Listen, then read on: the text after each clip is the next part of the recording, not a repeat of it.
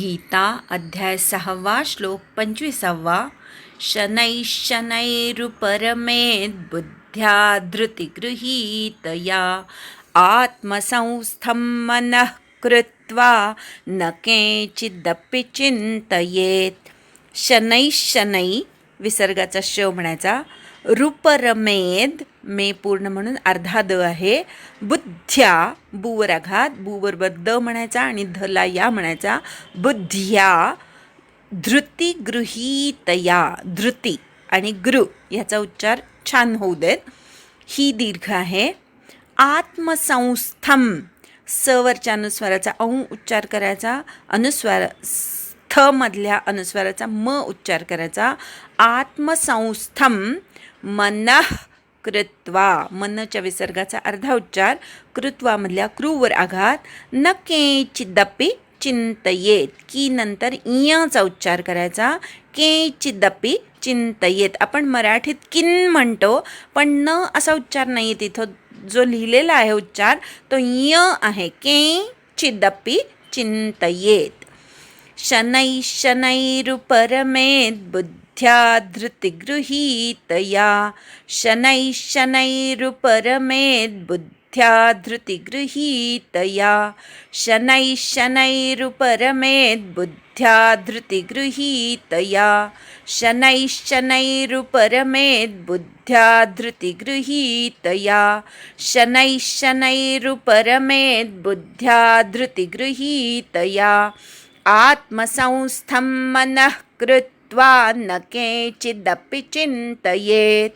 आत्मसंस्थं मनः कृत्वा न केचिदपि चिंतयेत.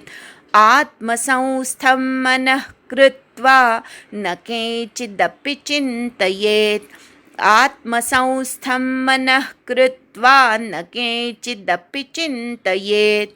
आत्मसंस्थं मनः कृत्वा न केचिदपि चिंतयेत. शनैः शनैरुपरमेद् बुद्ध्या धृतिगृहीतया. आत्मसंस्थं मनः कृत्वा न केचिदपि चिंतयेत. संधी विग्रह. शनैः शनैः उपरमेत् बुद्ध्या धृतिगृहीतया. आत्मसंस्थं मनः कृत्वा न केचित् अपि चिंतयेत. शनैः शनैः म्हणजे क्रमाक्रमाने, पायरी पायरीने, हळूहळू, एकामागून एक अशा अर्थाने. उपरमेत म्हणजे उपराम पावावं, म्हणजे परावृत्त व्हावं. बुद्ध्या म्हणजे बुद्धीच्या द्वारे, बुद्धीच्या मार्फत. धृतिगृहीतया बुद्धीला धृतीची जोड देऊन, धैर्याने युक्त होऊन. धृती म्हणजे धैर्य, गृहीतया म्हणजे धैर्य घेऊन, म्हणजेच धैर्ययुक्त अशा प्रकारे. आत्मसंस्थम म्हणजे स्वतःमध्ये असलेल्या परमात्म्यामध्ये एकाग्र होऊन. मनहा म्हणजे मनाला. कृत्वा म्हणजे करून. न म्हणजे नाही. केचित म्हणजे अन्य छोटंसुद्धा काहीही. अपि म्हणजे सुद्धा. चिंतयेत म्हणजे चिंतन करावे. अन्वय.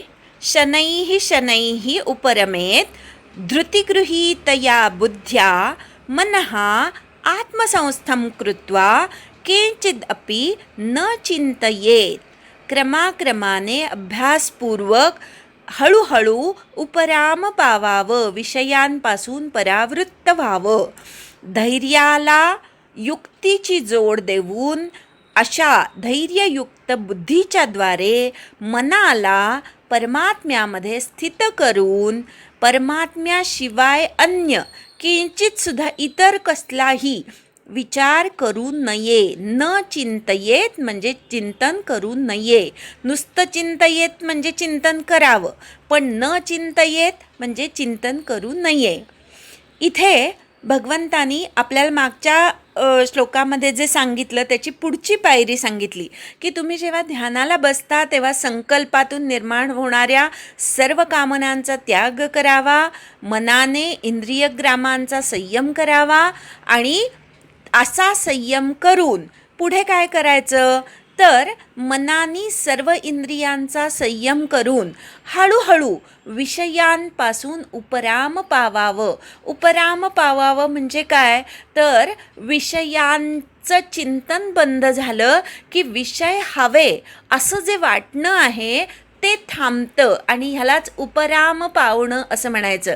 मागे फिरणं, मनाची धाव जी सतत विषयांकडे असते ती विषयांकडे असणारी धाव हळूहळू थांबून जाते. विषय चिंतन थांबलं की विषयाची इच्छा ही आपोआप थांबते. आता हे जे उपराम पावलेलं आहे, बाह्य गोष्टींकडे ओढ घेणारं मन आता शांत झालेलं आहे. अशा शांत मनाने काय करावं तर धैर्यपूर्वक जेव्हा विषय मिळत नाहीत इंद्रियांना किंवा शरीराला, तेव्हा शरीर अस्वस्थ होतं. अशा वेळेस धैर्यपूर्वक आपली साधना आपण करत राहिलं पाहिजे.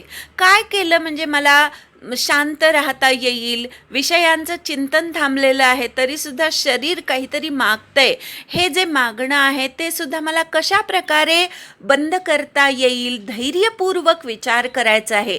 धृती आणि बुद्धी या दोन्हीचा उपयोग करायचा आहे. मन जे असतं ते भावनिक असतं, पण बुद्धी जी आहे ती विवेकाची साथ देणारी असते. बुद्धी तुम्हाला बरोबर मार्गदर्शन करत असते, कारण बुद्धी ही आत्म्याच्या खूप जवळ आहे.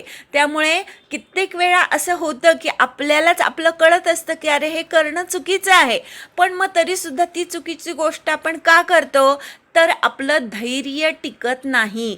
एखादी गोष्ट योग्य आहे ती केली पाहिजे हे कळल्यानंतर ती करेपर्यंतची जी मधली शक्ती आहे ते धैर्य आहे, त्याला धृती म्हणतात. आणि मग अशा धृतीने युक्त होऊन धैर्याने बुद्धीची जोड विचारपूर्वक जे करतोय ते पूर्ण विचारांती करायचं. भावनेच्या आहारी जाऊन कुठलीच गोष्ट करायची नाही. धैर्याने बुद्धीची जोड देऊन मनाला, आता आपण बघितलं की मनाला आपण विषयांपासून परावृत्त केलेलं आहे, पण मन जे आहे त्याला खूप वर्षानुवर्ष विषयांकडेच धावायची सवय झालेली असते. आणि मग हा जो मनाचा ओघ आहे तो उलटा वळवायचा आहे. कुठे वळवायचा आहे? इतके दिवस तो बाहेर वळलेला होता, आता त्याला आत वळवायचं आहे, आपल्यामध्ये असलेल्या परमात्म्याकडे वळवायचं आहे. आणि ही गोष्ट अत्यंत अवघड आहे, पण जर तुम्ही धैर्याने आणि युक्तिचातुर्याने हे करायचं ठरवलं तर जमतं. थोडा वेळ का होईना स्वतःमध्ये विचार करावा. त्याच्यासाठी अनेक गोष्टी योगासनांमध्ये सुद्धा सांगितलेल्या आहेत की तुम्ही तुमच्या आतल्या गोष्टींवर ध्यान करा.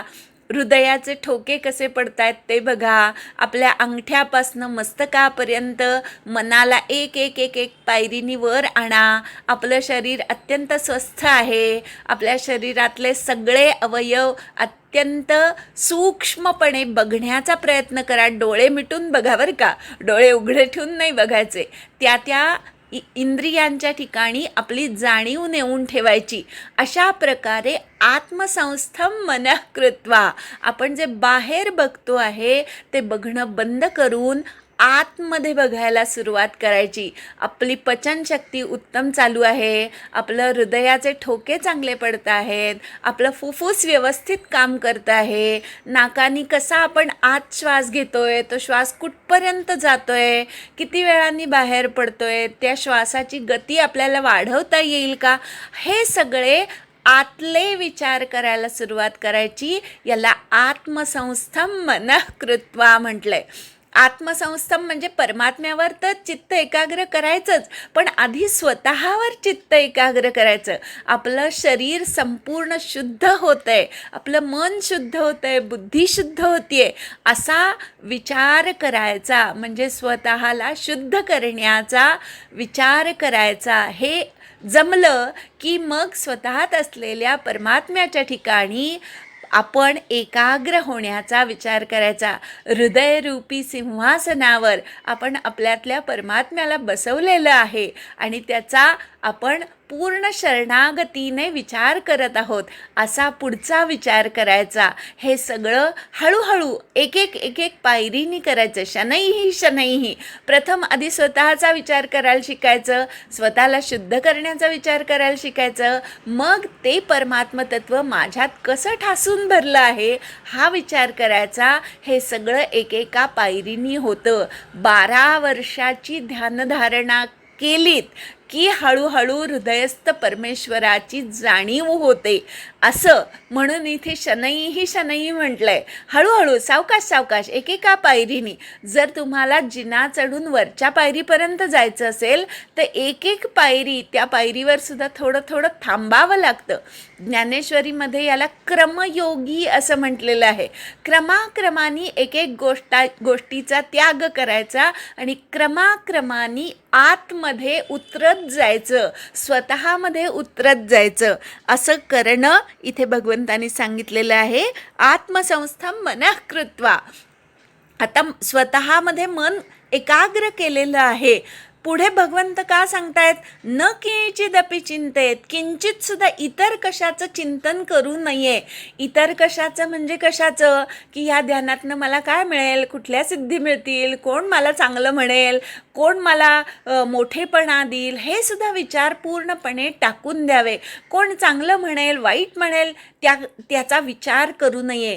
किंचित सुद्धा कशाचाच विचार करू नये. किंचित सुद्धा चिंतन करू नये. ही अवस्था खूप वरची आहे. आधी स्वतःचा विचार करावा, हळूहळू तो विचारसुद्धा बाजूला जाऊ द्यावा आणि मग केवळ परमात्म्याचा विचार करावा. असं एकेका पायरीनी उन्नत व्हावं. भगवंतच आपल्याकडून हे करवून घेईल. एकदा श्लोक म्हणूया आणि थांबूया. शनैरुपरमेद बुद्ध्या धृतिगृहीतया आत्मसंस्थं मनः कृत्वा न केचिदपि चिन्तयेत्. हरि ओम तत्सत्.